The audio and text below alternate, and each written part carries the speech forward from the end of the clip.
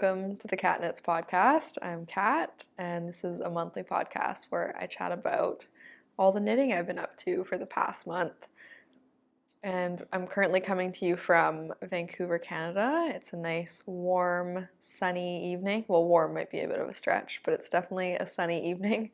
We're now at that time of the year where the sun stays out till about 9:30 at night, which makes all those really short, dark, cold winter days worth it. Knitting wise, I managed to get a couple things complete. I have a couple things that you have never seen before, and I'm very excited to show those. They have a theme. They're both baby knits, and then I have some progress on some objects that if you've been following along, you've seen. Quickly though, before we get into my knitting, I just wanted to say a huge thank you. If you listened to my last podcast episode or you follow me on Instagram, you would have seen that I'm running a study for my Master's of Computer Science at UBC, and that study closed at the end of May, and I just wanted to say thank you so much for everyone who participated in that study. I think time is the most valuable resource we have, so that's incredible that you spent the time to complete it. I really appreciate it. I'm so excited with the amount of people that have completed it. It makes me very excited about going through all the data, which I'm going to start doing this month in June. So yeah, huge thank you, and I'll be drawing the prizes and sending emails to those 5 lucky winners who will win the different prizes. Okay, so to jump in here, maybe I'll start with one of my finished objects that you've seen before, and that is the Oslo Hat by PetiteKnit. So this is a slight variation on the Oslo Hat. This is actually the Oslo Hat with mohair, and she has a separate pattern for that because you do use a different needle size. So for this one, I think it's a smaller weave, despite the fact that you're holding a fingering and a mohair, which a lot of people do consider to be almost a DK weight. So the Oslo Hat is written in a DK weight, and then this Oslo with mohair is, I think, more written at like a sport weight, which is a fingering plus a mohair. And here I'll do a little try on. So overall, I think I did the adult medium, and I would say I have like a large head for a female, and I think it fits really well. Like, I love the size of the band. The crown is, I also think actually, to be honest, the crown fits really well. There is a little bit of extra fabric. I don't know if you can see that. Overall, this was super duper fun to knit. This is actually going to be a sample at Urban Yarns. And for this hat, I used Sweet Georgia's Tough Love sock, which is a nylon merino fingering weight sock yarn, and the corresponding color in their Silk Cloud, which is a mohair silk blend.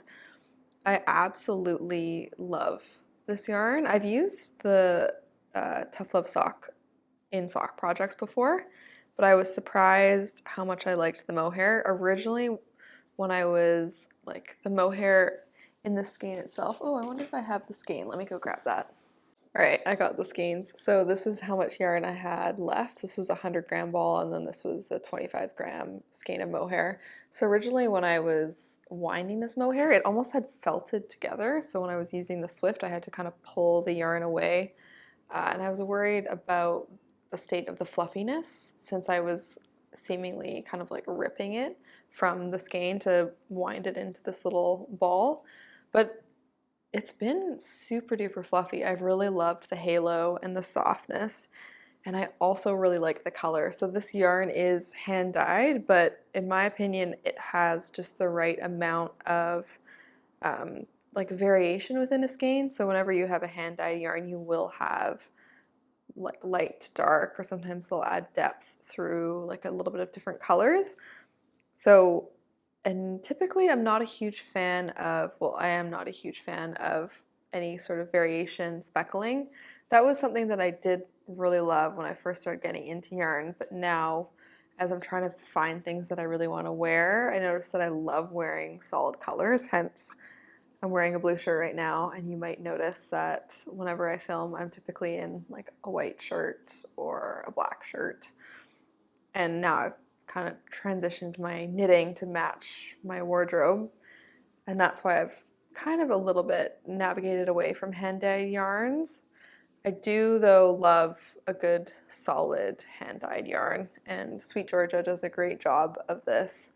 Those speckly yarns, I still love them for socks. I just think they're kind of fun, but for things that are kind of, you know, from the ankle up, I like to use solid colors.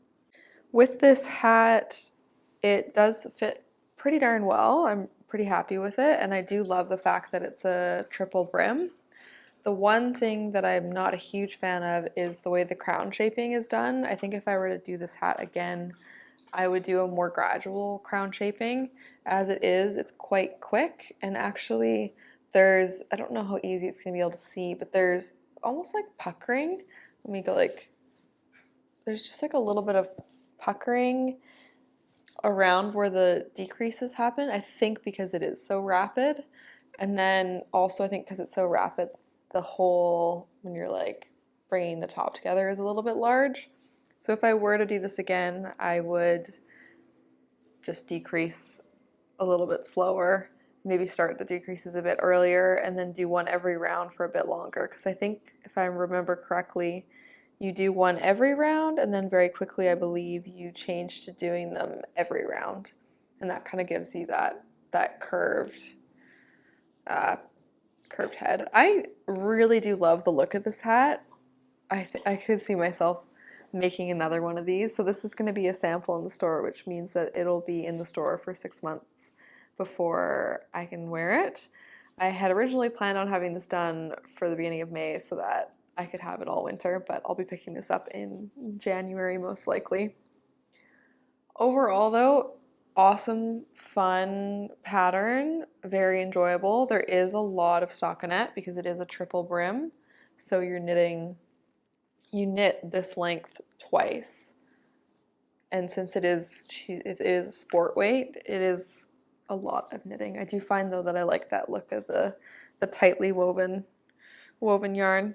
I was very excited to get this done, and I mean, you can see there's a little end here, but we'll just tuck that in. I'll be dropping this off at the yarn store very, very soon. So my other completed object, which is something that I haven't talked about before, is a very adorable, well, in my opinion, adorable onesie. So I just blocked this morning. Well, I had it soaking overnight, and then I took it out of the water this morning to dry, so it's still quite wet and heavy and a little bit darker. This is what the color looks like when it's not wet. And then this is what it looks like when it's wet. So this is the, oh, I'm gonna mispronounce this, the Tiriltunge onesie. Let me actually look up how you say the name there. I've done this onesie before, and both times I've done it, so this is in the newborn size, and the other time I did it, it was in the newborn size as well. And it uses about 2/3, so like 60 grams of a fingering weight yarn. So for this, I chose to use a sock yarn. This is actually a BFL nylon blend, and I absolutely love this yarn. It's by Fiddly Dye Works, which is a hand-dyed company based actually in the Lower Mainland, so near Vancouver. And I've used their yarn for lots of projects. I've used it for, I think, 2 pairs of socks now. And then also I started the WestKnits shawl, which I have here. And this is, you can see the color actually knit up. So that's what this color is here. So this is the mystery knit along, and I've decided to stop the shawl just because I actually don't wear shawls.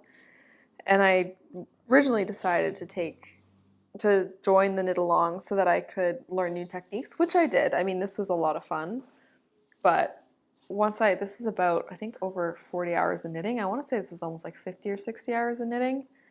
And I realized I just didn't want to put another 60 hours of knitting into something that I wasn't going to wear and wasn't going to use. That was honestly the original reason why I bought a sock yarn for the shawls, because I knew if I don't want to actually, if I eventually decide that I would like to rip it out, then I can make socks with it, or in this case, baby onesies. So I'll be making socks hopefully out of the rest of this yarn, but you can see here what it looks like when it's knit up and dry.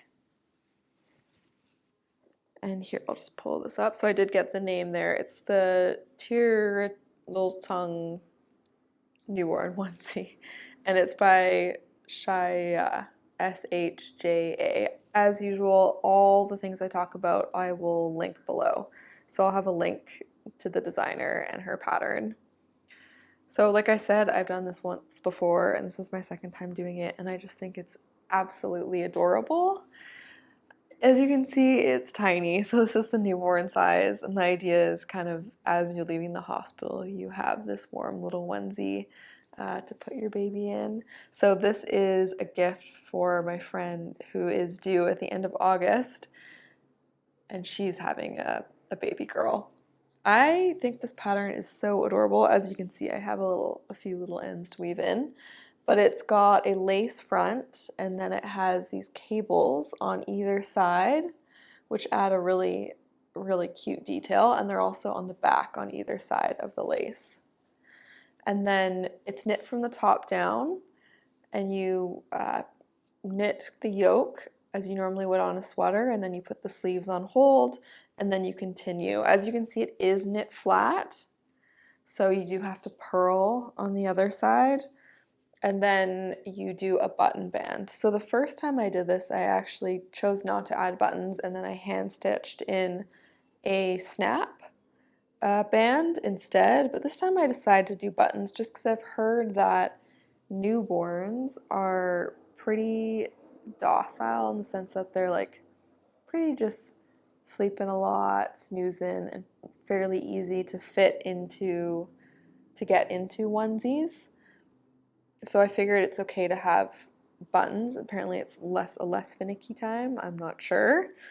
I was nice in the sense that this yarn is washable because it does have nylon in it because it's a sock yarn, but maybe the fact that it's actually got 9 buttons is a bit much for the mom. I'm not sure. I was joking around though that probably the number of hours I'll have spent knitting this is more than the number of hours that the baby will wear it. And that's totally fine. It's more just a showing an appreciation of my excitement that they're having a baby and to make them something beautiful. It's got, so the buttons, they run down here, and then as you can see, like the back is a bit longer than the front, and then there are 2 buttons there so that this will go like that. And I just think it's absolutely adorable. I think I knit this in about 2.5 weeks, I would say. I spent most of the month of May working on this. The baby shower is in a couple weeks, and I wanted to show you the finished project before I give it away, because I'll only release, the next one will come out July 1st, which will be after the baby shower.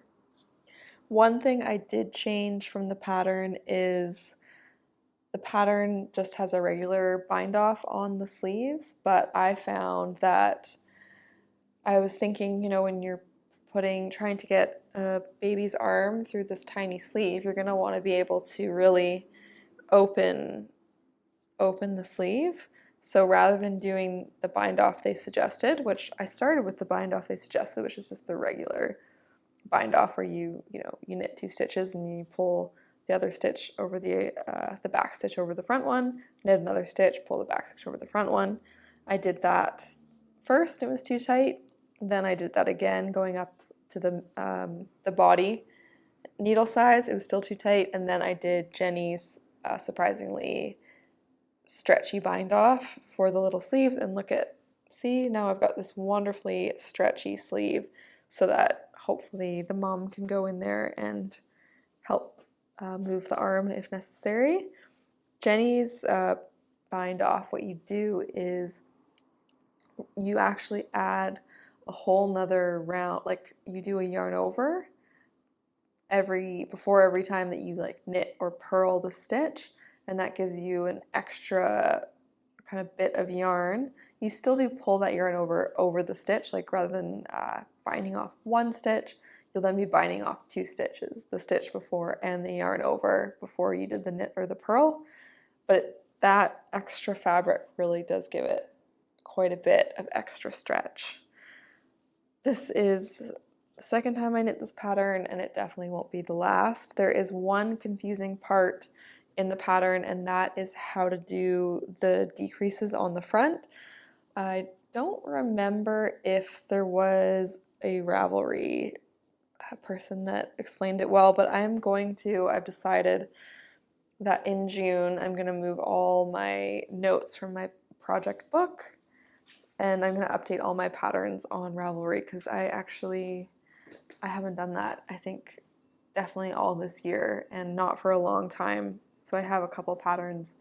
I need to take photos of a lot of my knitting. I'm not the best at taking photos. So that'll be June's project, is updating my Ravelry. So stay tuned if you want. Why I mentioned all that is because in my Ravelry I'll explain the confusing part of this project, which I think someone else has explained, though. If you're gonna search for most helpful comments on Ravelry, you'll see it. Yeah, I think that's everything I wanted to say about this adorable little onesie. I highly recommend it if you're looking for a onesie to knit for a friend. It is a fair amount of work because it's knit back and forth, and it's lace, and there's cables, and it's long sleeves, but it's entertaining, and I think it really turns out very, very cute. I'm not sure how the bigger sizes would work. I do think it would be nice to maybe do the 3 to 6 month old size. I just don't know what babies like to wear. So I just went for the newborn size, that maybe if she wants to do newborn photos or do something, it would look cute. So those are my 2 finished objects of the month. The other thing that I've been working on is my Guthrie Sweater by Boylan Knitworks, and I'm sure I've talked about this a couple of times. So here is, runaway yarn. So here is my current state of the project. So as you can see, I got both the sleeves done, and then I did actually make a tiny bit of progress on the body. Oopsies, I dropped another ball of yarn. But what happened is this was what I wanted to finish in May. So I was working hard. I completely knit this sleeve, and I finished it, and I bound off, and then the next morning I went and I tried on the sweater, and I was looking in the mirror, and I realized that my sleeves didn't match.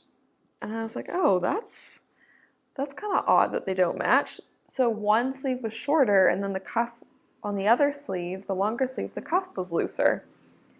And after taking a look, I realized that on this sleeve, I am missing, this is 1 pattern repeat, whereas on this sleeve, I actually have 2 pattern repeats. So I had completely done the cuff and bound off, and actually, I forgot, I actually then switched to working on the body. So I did a couple rows of the body afterwards in the brown, and then so I worked on it for a bit, and then I realized that I actually will need to rip this cuff completely back. And then when I looked at this cuff, it was actually looser, and I realized that's because I didn't change to the smaller needle for ribbing. So after giving it a solid break, because I just became too frustrated, that I had to redo both sleeve cuffs, and potentially even, because the spin cycle yarn, it gradually changes color, potentially rip back a part of the body so that the yarn changes on this sleeve, the color changes work. I just put this sweater away, and that's when I started working on some of these other projects. And then once I had given it enough time, I went back and I did complete this cuff, so I rip back and then I re-knit with the correct needle. And when I re-knit it, so before I actually had done one less pattern repeat of, because the cuff is actually these adorable little mini cables. And originally I was like, oh, I don't think I need to do the number that she specifies. That seems a little too long for me. But once I switched to a smaller needle size, I ended up doing that last pattern repeat. And interestingly, since I went down a needle size, but I did one more repeat, this is how much yarn I had left. So really going down to the smaller needle, even though I knit for more, I still had extra yarn. So that was kind of interesting. But because of this traumatic experience when I tried my sweater, I then did not make as much progress on the sweater as I was hoping. As you can see, I've started to pull this sleeve apart. I think it's actually still in the bind off. This is still the bind off row, but I need to rip back, then decide if I want to rip back the body so that I have the same color in the spin cycle before doing the next pattern repeat. It is a gorgeous sweater, so it has that going for it, and I will be very, very excited. It fits very well. It is something that I could see myself wearing. It's fun to knit because of the all over color work. It's really been a joy to knit. It's just sometimes when I feel myself getting excited about making progress, and then when I notice the mistakes that I've made, I just need a little bit of a break. So I had a little bit of a break, got recharged, and now I'm feeling re-excited about it. I did end up picking up, so originally when I was knitting this, so this is the extra large size, and that's because, so I typically am a smaller medium, so the second or third size in a pattern, but because my gauge was so much tighter, and it was actually just my stitch gauge that was tighter, not my row gauge, and the amount of yarn that I originally purchased for the pattern was for the smaller medium size, but because I went up a couple sizes to the extra large, I ended up running out of spin cycle. I have plenty of Libyan Me, so as you can see, this is how much I've done. I've done both sleeves, and I would say a good portion of the body. And oops, here we go. 1 second. And this is how much yarn I have left. I will probably only use, I would say this is probably a good 20 or 30, I'd say this is about 30 grams, I bet. So my guess is that I'll only really just break into my third ball of the main color, the La Bien-Aimée, and then the spin cycle, the fourth ball that I've now purchased, my guess is that I will again just break into it. So I'm gonna have probably roughly almost like a full skein of each left. But I was thinking what I could do that might be fun is I can do like a little sweater, a little all over colorwork sweater in maybe for like a 1-year-old or a 2-year-old using the same colors, so the yarn will not go to waste. So this yarn that I purchased, I ended up getting it while we were away in Vernon, and there's this awesome yarn store called The Art of Yarn, and they have a whole wall of spin cycle. I think they're one of the few places in Canada where you can get spin cycle. The one thing about spin cycle is every skein is so different. So I brought my sweater with me and I looked and tried to find some skeins that were very similar. But unfortunately, the only one I could find is not as similar. This skein is basically all purples. It's like purpley reds, the whole thing. Whereas as you can see in my sweater, each kind of part has quite a bit of variation to it. So there's blue, there's brown, there's, this almost to me looks like a rainbow out the front, but there's this quite nice bright red. So I think it'll be fine because it's just going to be the bottom edge that will be this new skein of yarn. And I'll try to find, once I finish the skein that I ended up this arm on, once I finish this skein, I'll attach this one in a place that makes the most sense with the color changes of the yarn. I'll probably only do like 2 or 3 pattern repeats, and then I'll be done the sweater, or I guess doing the bottom band. I was quite excited because I did find that I didn't realize like how dense. Originally I had done just this portion of the sweater, and it's actually a very dense portion of using the contrast color. So as I started to move down, I wasn't using as much spin cycle. So for a second there I got excited that maybe I wouldn't need a new skein, but after realizing the main reason I had extra yarn was because I forgot to do this. I just dived in and purchased more yarn. So I think this is going to be an awesome addition to my wardrobe. I ended up, one mod I made, well, besides the fact that I did the extra large size for the width of the garment, and then I did the small size for the length. So I did the small number of short rows, I did almost the small length of the yoke, and what was I going to say? Oh yeah, the other modification that I made is I don't know, I just lost it there for a second. There was another modification, but it wasn't that big. Didn't have to do with sizing. Yeah, unfortunately, I can't remember what the other modification is. I've thought about it. It's not coming back to me. I'm very excited to have this sweater done. This is my first Caitlin Hunter design. She has a lot of really gorgeous all-over colorwork sweaters. So if you're thinking about doing an all-over colorwork sweater, then I recommend it. I did purchase, I think, 3 of her patterns when she had a birthday sale, and this is the first one that I've knit that I purchased, which is great. The one thing I think I would change in the future if I were to do this again is right now the beginning of round is right down the middle of the back. I probably would move it just so that it falls kind of right behind one of my shoulders.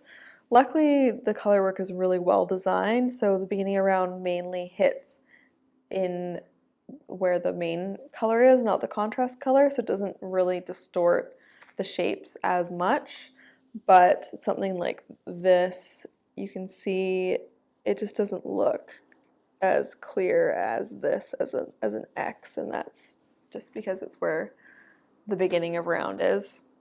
I think that would be the one thing I would change in the future. The yarns, I am really loving the La Bien-Aimée and the Spin Cycle. I've mentioned before that the La Bien-Aimée just kind of, the dye rubs off on your hands. My only con for those 2 yarns is just the price tag. I think being in Canada, it's a bit much. So for that reason, I probably am not going to use them anytime in the future. Who knows? We'll see. But I have really enjoyed working with them, and I think the sweater is going to be a solid addition to my wardrobe.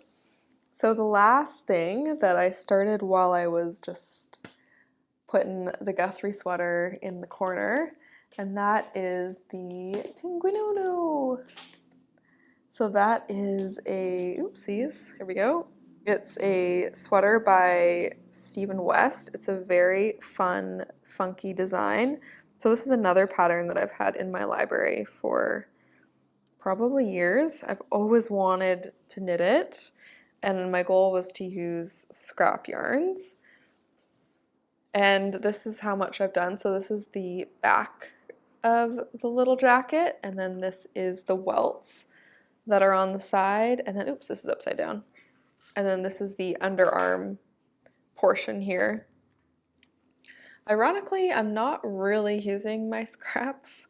I am using some scraps, but a lot of these are just full skeins that have been sitting in my stash for too long. I finished this far, and then I wasn't totally loving my color choices, so I kind of stopped. I do want to pick it back up. I absolutely love this center. So this center is, I'm holding a mohair with a Sweet Georgia and a Hedgehog Fibers yarn. The Hedgehog Fibers is the hot pink, and then the Sweet Georgia is the white.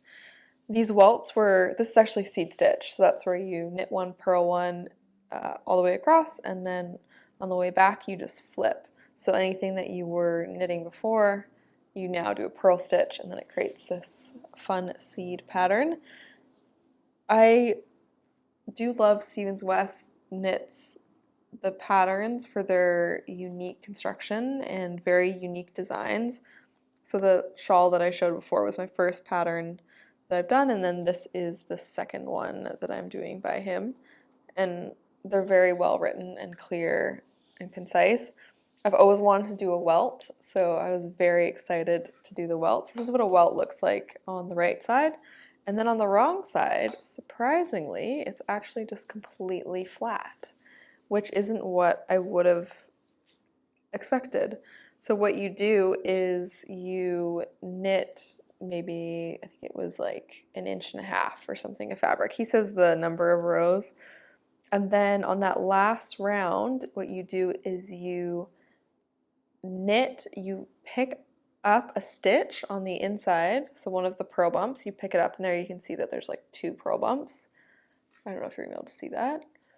And you pick up a stitch, like a purl stitch, and then you, I think it's, are you on the right side or the wrong side? I can't remember, but you knit those 2 stitches together, which just folds the fabric, and then you have a welt, and then you go all the way down. And I guess because it is so tight when you're knitting together the two things, it just creates this beautiful, beautiful back. This is a very fun pattern. This is one of the patterns that I've always wanted to knit, much like the Guthrie Sweater, which is a bit of a dream sweater.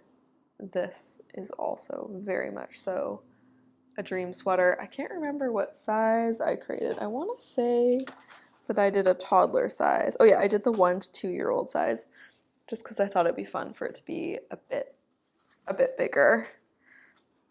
And I think that is all that I really wanted to chat about for knitting this month. It has been a busy month with school, but also, as you can see, a busy month with knitting. I kind of leaned into the kid knits.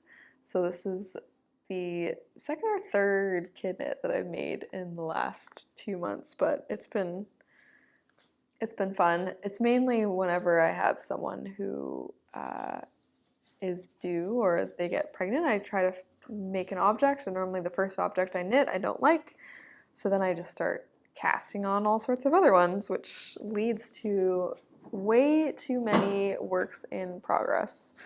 So yeah, I don't think I will be knitting any summer yarn projects. I'm not a huge fan yet of knitting with yarns that aren't wool.